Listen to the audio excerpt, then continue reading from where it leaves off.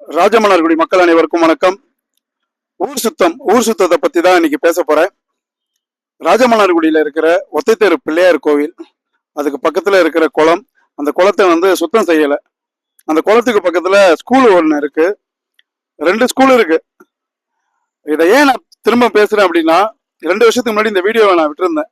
இந்த குளத்துல குப்பை கொட்டுறாங்க, சுத்தமா வச்சுக்கல அப்படின்னு. காத்து மூலமா நிறைய வியாதிகள் பரவும். சின்ன குழந்தைங்க படிக்கிறாங்க, எதிர்ப்பு சக்தி ரொம்ப கம்மியா இருக்கும் குழந்தைங்களுக்கு. அது நம்ம எல்லாருக்கும் தெரியும் தானே. குளத்தை சுத்தமா வச்சுக்கணும். அது ரொம்ப ரொம்ப ஒரு முக்கியமான ஒரு குளம். இது ஒத்தைத்தெரு பிள்ளையார் கோயில் அப்படிங்கிறது மன்னார்குடியில இருக்கிற எல்லாருக்குமே தெரியும். இந்த குளம் சுத்தமா இருக்கணும். ரொம்ப ரொம்ப முக்கியமான ஒரு குளம். ராஜமன்னார்குடி மக்கள் வெளியூர் போயிட்டு, அதாவது பாண்டிச்சேரி, கேரளாலாம் போயிட்டு வரீங்க. போயிட்டு அந்த ஊர் அவ்வளோ அழகா இருக்கு, சுத்தமா வச்சிருக்காங்க அப்படின்னு பெருமையா பேசுறோம். ஆனா நம்ம ஊர்ல இருக்கிற குப்பைகளை சுத்தம் செய்ய முடியல. தயவு செஞ்சு இந்த குளம் யார் பொறுப்புல இருக்கோ, தயவு செஞ்சு இந்த குளத்தை சுத்தம் செய்யுங்க. குழந்தைங்க படிக்கிறாங்க, பக்கத்துல கோயில் இருக்கு.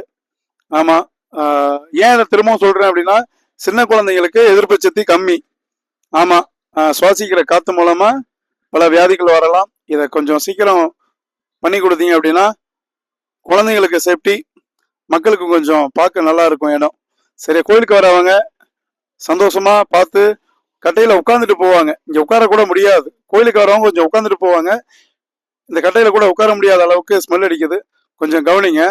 ராஜமன்னார்குடி மக்கள் அனைவருக்கும் நன்றி.